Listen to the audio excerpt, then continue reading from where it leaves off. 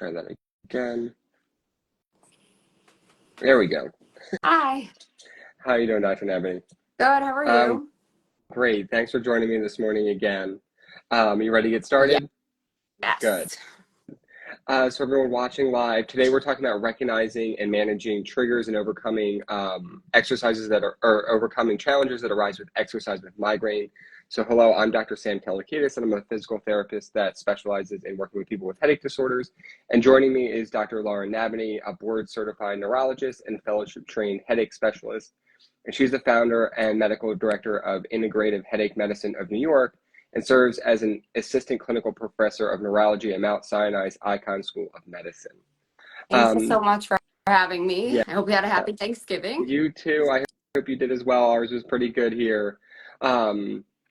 But great. So some things that I know that come up with like exercise. A lot of people think they have exercise-induced migraine or they have exercise-induced headache. And I think a good place to start off is kind of differentiating between an exercise-induced headaches or exertional headaches and migraine that might be triggered by physical activity. I think the first important thing to point out is that about 50% of patients with migraine will have an overlap with exertional headaches. So it's really difficult to differentiate between and somebody who already has a migraine disorder and somebody who does not have migraine or have a primary headache disorder. We look at primary exertional headache as its own entity, meaning that headache only comes on or is triggered by exertion, exercise, physical activity, usually within 30 minutes of starting the activity. Usually dissipates when you stop the exercise or within 72 hours. And these headaches usually reach their maximal intensity when the exercise is at its most intense. The headache can really be anywhere in the head, so it's not like, oh, it's right there. That's an exertional headache. But the difference between a primary, meaning it only happens during exercise, versus exercise-induced that happens with migraine, is different. Yes, they overlap, but if you have migraine, you probably have a comorbid exercise-induced headache, but not as its primary form. Well, somebody that does have both, does the headache present differently at times? So is their exercise-induced one different than their traditional migraine headache that they would get without physical activity? It's a great question. I think migraine in general can be variable and it can feel different based on the situation.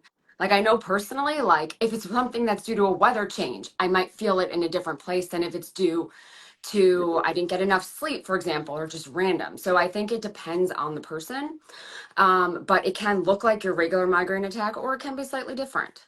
Okay. And for those where and I get this a lot when I'm working with clients and they talk about they think they have exercise-induced headache or primary exertion headache, is that they talk about like, an hour or two after exercise, they're starting to get a migraine attack. Would that still be defined as that exercise-induced migraine, or is that too far of a window after exercise? It's not too far of a window.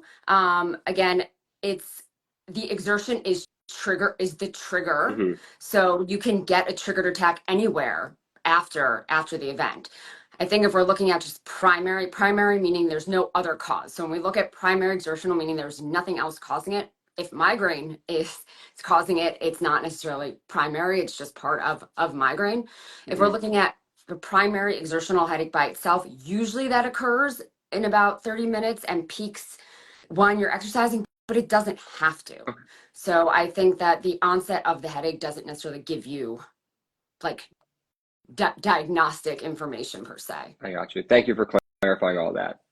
I guess the next question I have are, what are some of the most common exercise-related triggers you see when you're working with your patients for migraine, and what are possible ways individuals can start identifying their personal triggers? So I think triggers are based on the type of exercise and the environment in which the exercise is done. So starting first with the environment, I find that exercising in a hot environment tends to be more triggering than in a cool one. So I always recommend that to start, let's start in a cool air-conditioned space. Maybe if you're living in humid Florida, not first going outside and trying to do outdoor exercise. So making sure that you're in a cool environment, you're keeping your body temperature, your core temperature on the cooler side to begin with. Hydration, making sure that everyone is really adequately hydrated before. I feel like everyone always says drink more water, right? It's probably one of my least favorite recommendations. But I say if you're going to exercise, you want to drink an extra 8 to 12 ounces of water for every 30 minutes of exercise you plan to do. So doing it beforehand, I always say try to drink that about like an hour, 30 minutes to an hour beforehand, and then sip on it while you're exercising, and to sort of counterbalance that as a trigger. And I think that also that goes with eating something with protein 30 to 60 minutes before exercise. If you're a person who tends to be triggered by blood sugar fluctuations, definitely want to keep your blood sugar stable before you start doing exercise. And then people also tend to jump right into getting into the actual exercise. So doing an adequate warm up just to get your body adjusted. Remember, migraine hates abrupt change. So trying to do something gradual to ease your body into it. So instead of trying to figure out what the triggers are, I first tell everyone those are the steps you need to take to prepare your body for exercise. Yeah, And then there's a lot once of we get to the actual exercise, we can go into that in a second. Yeah, and there's a lot of like the same ways I go about educating a lot of my clients too. Is those same ones are pretty common, and then other ones I like to talk to is about, like you said, the environment they're in. So like if you're going to a gym, some gyms might not be really migraine friendly environments. The types of light, how busy it is, especially that for those that might have vestibular migraine or occasional symptoms related to visual migraine, like that visual motion sensitivity. And if you're sensitive, there's too much moving around. And you Stimuli might not so much. and that's where, migraine is a sensory processing disorder. So if there's so much sensory processing going on, now you're exercising, and people might not realize, but when you start exercising, your brain is more sensitive for neuroplastic changes. So it's more sensitive to these stimuli. Not necessarily a bad thing, because we use that for vestibular migraine and other vestibular disorders to help that brain learn to process that sensory information better. But if it's too much, you could possibly throw yourself into an attack with that exercise. Totally. And the gyms, their loud music, I know the Yep. loud music drives me crazy, Mm-hmm. the different lighting. So I think if you're first starting out, doing it in a more calm, quiet environment Mm-hmm. is best. Yep. Agreed. And then the last one, for you spoke about weather changes earlier, about like and primary exertion headache. The one is for me when I'm helping people plan with exercise, that if you know that storms, especially like you mentioned Florida, where storms are a big problem there, knowing how your brain responds to those storms and managing exercise and scheduling it appropriately. So if you see like there's a big weather change coming up on Thursday and you were planning to go to the gym, then maybe you should move it to a different day so you can get in that exercise and then not make yourself more at risk on that Thursday that storm might be popping up. Absolutely. Also, but if that is your only day to exercise, I will caveat that to say usually with triggers, it's not just one trigger. It's usually a combination of things. So if you are going to exercise on that stormy day, make sure you're hydrated, that you're eating your protein, that you're keeping out your other sensory triggers, and just go cautiously. Yeah, I think that's a great way to look at it, that migraine threshold theory, where it's like just consider all your other theories or all your other threshold. There are things that can push you closer to your threshold and manage them appropriately if you're going to still exercise like that. Absolutely. You already talked about hydration, which is the next question I was planning on asking. I guess the next one would be for overexertion has been a notable trigger for a lot of patients that I see, especially like overhead exercises. Could you explain it maybe a little bit about finding an appropriate exercise intensity or signs they could watch out for maybe if they should be avoiding a certain exercise, or if they need to like do more with like scaling that exercise appropriately for themselves? I think that everyone needs to be scaled appropriately. I think one of the biggest triggers I find is that when people start doing weight training exercise and overhead exercise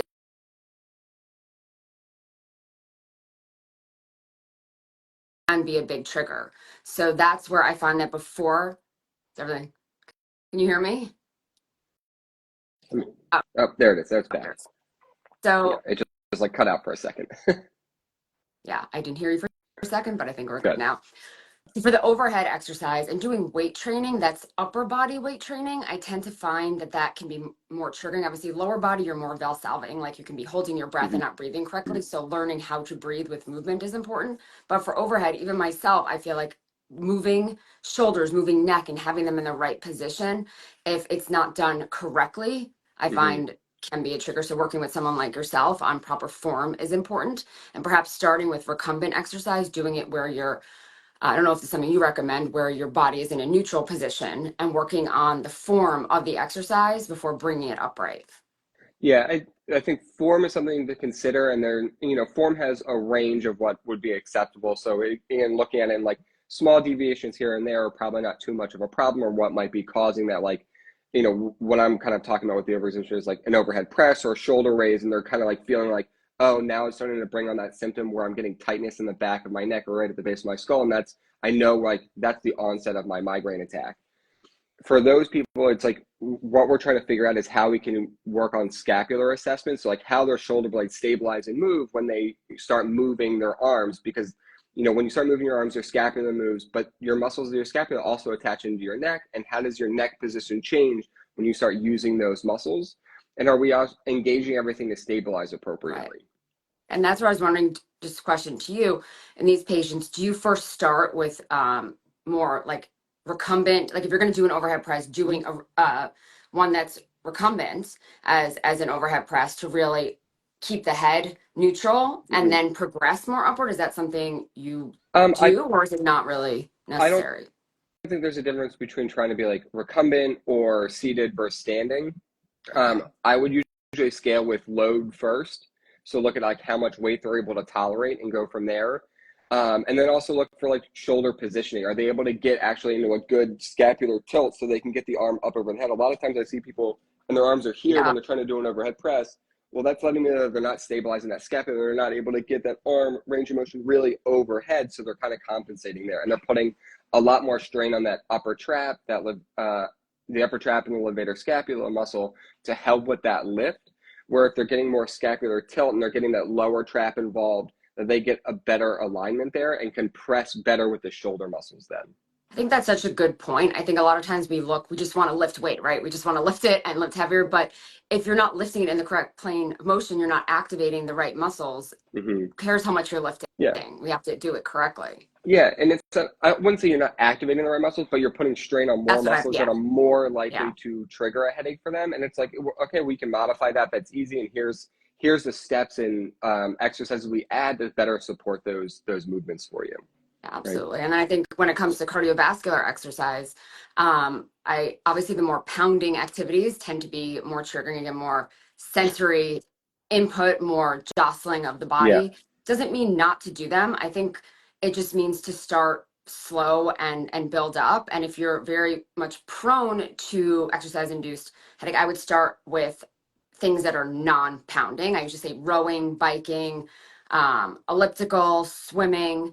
And if you're going to do, are you out again? I think my headphones just disconnected, so I'm just going to turn them off. But I can hear you now. And if you want to run, my first thing I usually do is start with walking incline, doing a slow jog, progressing upward and on softer surfaces. I will say pounding on concrete is not my first recommendation. Yeah. So it's just building up and then finding that threshold of tolerance and then pushing it. Yeah. So I get the running one a lot for clients that I see that are trying to like, I can't run. I feel like it starts a headache almost immediately or like soon after I'm done. And one of the things that I like to consider and talk with patients about is like when you said pounding, it's not really the body pounding, it's the bob of the head. But you're also trying to stabilize your eyes the whole time with your vestibular ocular reflex. Well, that's, again, stimulating your vestibular system. And especially if you do have vestibular migraine, that can be really hard. So we might work on vestibular-based exercises to help with that gaze stabilization so it's not as sensitive for you. That also decreases some of the stress at the back of the neck. But then also strengthening your deep cervical flexors, those muscles that really help stabilize the neck while you're running so it can better tolerate that motion. So you're more supported for longer runs as you get into it. You just said exactly what was in my brain, but in the physical therapy world, I feel like. Yeah. Exactly. So that might start with, like you said, start with walking, and that's a great way to do it. But then we add in head movements, looking right and left and looking up and down, because one, you're going to be doing that while you're running anyway. And when you're running and moving that fast and looking side to side, especially if you're running in a city and there's a lot of traffic and you're trying not to get hit by a car, we have to process that visual information quickly, Yeah. that can be really stimulating. So understanding like now we're putting more vestibular input in, more visual input in, that might be a trigger, but we can scale those down for you and get you back to that level that you might want to be running at. Exactly. I think people think of running as just the exercise part of it, but there's so much visually Mhm. and spatially and vestibular that goes into it that we don't even think about. Yeah, it's a great one. So we talked about the exercise, and I guess the next thing is how should we start recovering? So I think recovery is really important for exercise. Do you have any specific recovery techniques that you recommend for patients to help manage their migraine for like the post-exercise attacks?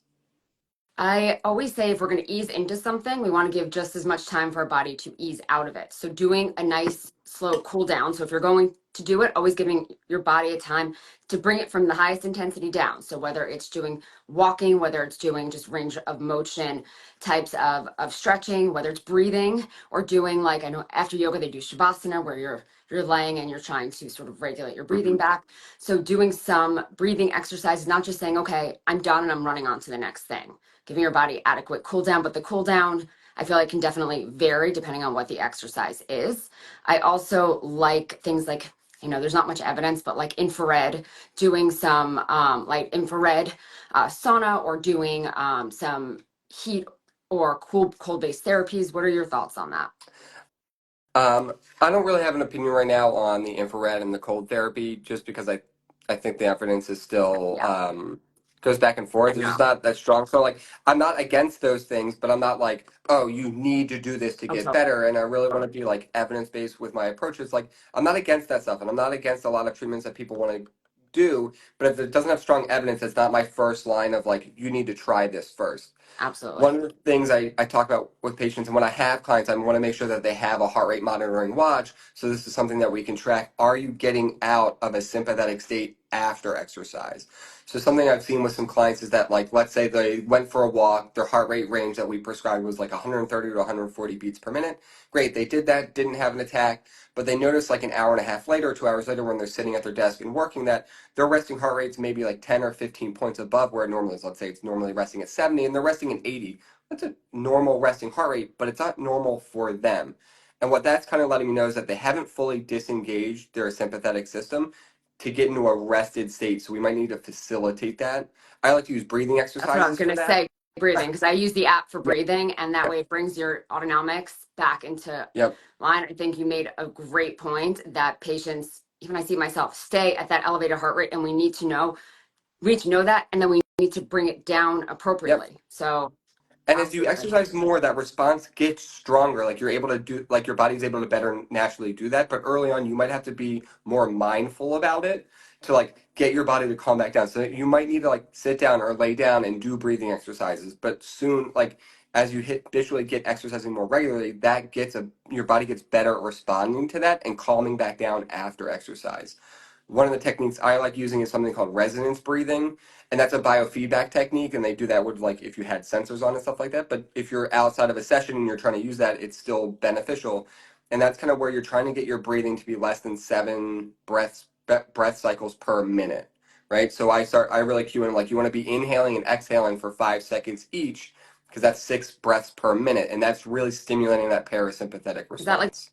the three? So I on the Calm app. So there's different ones. There's Yeah, like the there's 3-2. It's the breathing in, breathing out. But I find that breathing is one of the hardest things to do. But yet it's something that we have to do. yeah. But I totally agree. Doing a focused cool down Hmm. breathing, I really think it's a great idea. Yeah, and like I do it a lot after work. Like I've been running around all day and I need to like calm back down just to like settle, get out of my work brain.